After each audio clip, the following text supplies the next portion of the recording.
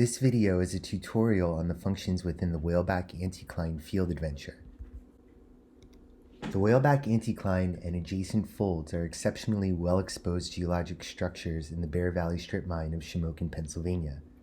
This remote field excursion enables you to choose where to make observations and what data to collect. You can explore terrain with outcrops in person, either on foot or by flying a jetpack. You can use several tools, typically associated with a geodetic compass, to interrogate a surface and automatically plot orientation data within a Stereonet. The data you collect is stored within the application, and you can generate multiple data sets within a single Stereonet. In this video, we'll start with explaining how to move within the game, how to use your geodetic tools to plot measurements in the Stereonet, how you can organize your Stereonet data, and lastly, a few extra features like the distance measurement tool and adjusting the game settings. If you're on YouTube, there are timestamps if you'd prefer to skip some of the video. To move throughout the strip mine, use your keyboard's arrow keys. You can move forwards, backwards, right, and left. Alternatively, you can use W and S to move forwards and backwards, and A and D to move left and right respectively. To change perspective, hold your right mouse button and drag your cursor. For example, if you want to look to the right, hold your right mouse button while sliding your cursor to the right of the screen. If you want to look up, hold your right mouse button while sliding your cursor to the top of the screen. To activate the jetpack, click the jetpack icon on the left of your screen. By clicking these arrows, you can change your elevation. Or on your keyboard, you can press E to move up and Q to move down. Once you've reached your ideal elevation, you can continue to use the keyboard arrows to move around or the WASD keys. And to change directions while in flight, you can use your right mouse button. To orient yourself at any point, click on the map icon. Your position and the direction you are looking in first-person view is represented by this gray arrow. To close out of the map view, click on the X. The Stereonet tool hosts a number of functions associated with using a geodetic compass. To open it, click on the Stereonet icon in the upper right-hand corner. Here we have three ways of measuring the orientations of features: as planes, as poles to planes, or as lineations. Let's first explore the plane tool. With the plane tool, you can toggle between a 3-point plane and a 2-point plane. The 3-point plane is the default. You can measure the orientation of a surface by clicking 3 points. This automatically generates a plane. The strike and dip of this plane is printed next to the Stereonet, and the trace of the intersection of the plane with the Stereonet is projected as a great circle within the Stereonet. To undo this measurement, click the undo arrow or hit Command Z or Control Z on your keyboard.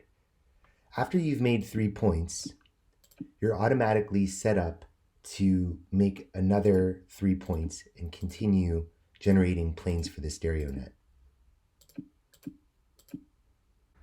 If you don't have a well-exposed 3D surface on which you want to make a 3-point plane, consider using the 2-point plane instead. With this tool, you click twice to make a linear axis. And then using this slider, you can adjust the orientation of a plane around the axis. Checking it from multiple perspectives to make sure that you've collected the data you wanted. Before we continue with the rest of the tools, let's discuss where your measurement data is stored. Consider this boxy fold in the northwest of the mapping area. I can take 2 different sets of planar measurements. First, I'll take 3 measurements on the north side.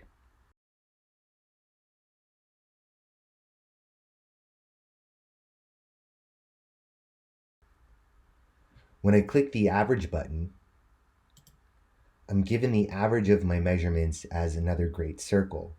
I can then go to the dashboard open up the Stereonet, and label my dataset.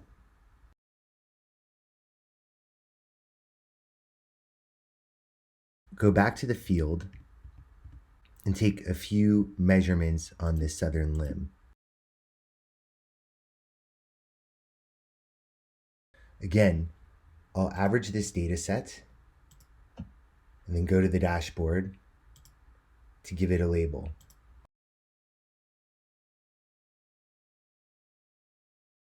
Within the dashboard, hit the plus sign and voila, you have a new Stereonet. You can add data to your previous Stereonet if you choose. For organizing my data, I like to choose new colors. Since we used orange before, let's consider red for our poles.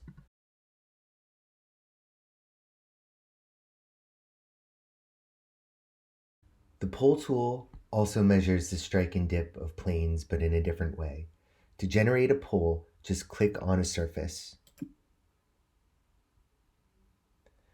The pole tool prints the normal or pole to the surface as a linear feature or dot within the Stereonet. However, this tool prints the strike and dip of the measurement in the data box, along with the elevation at which the measurement was taken. Depending on how noisy your surface is, you can press P, go into settings, and select your sampling radius for the poles. If you're trying to approximate the trend and plunge of a fold axis, you can use a pie plot. We've automated the generation of pie plots with our toolkit. Just hit the pie plot button, and you can continue to add poles to planes, and the great circle component of your pie plot will auto update as new data is added to the data set. To see the calculated trend and plunge from this pie plot, go to the dashboard, open up the Stereonet. You can see the raw data as well as the pie plot trend and plunge listed. Here within our Stereonet, the pie axis or fold axis is represented by this large red dot. If you want to investigate your data further with a different software, you can hit the download button and download the data formatted as a list, as a text file, similar to what you see in this dashboard view, or as a file formatted for Stereonet 11.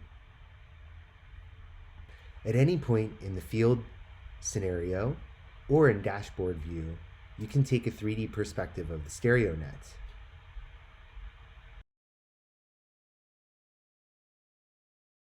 To measure linear features, click on the linear tool. You click 2 points, and immediately the trend and plunge is printed in your last measurement box. You're all set up to continue to make measurements like this. They're represented as dots within the Stereonet, and you can calculate the average. You can see these values within the dashboard.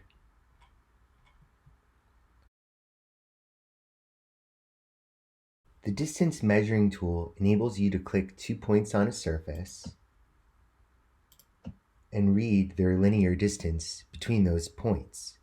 You can continue to click to extend your line with more segments. A neat feature about this tool is that you can project these lines through objects like this fold. We hope you enjoy this remote field excursion at the Whaleback anticline. Check out our fold islands where the user can investigate simplified fold geometries.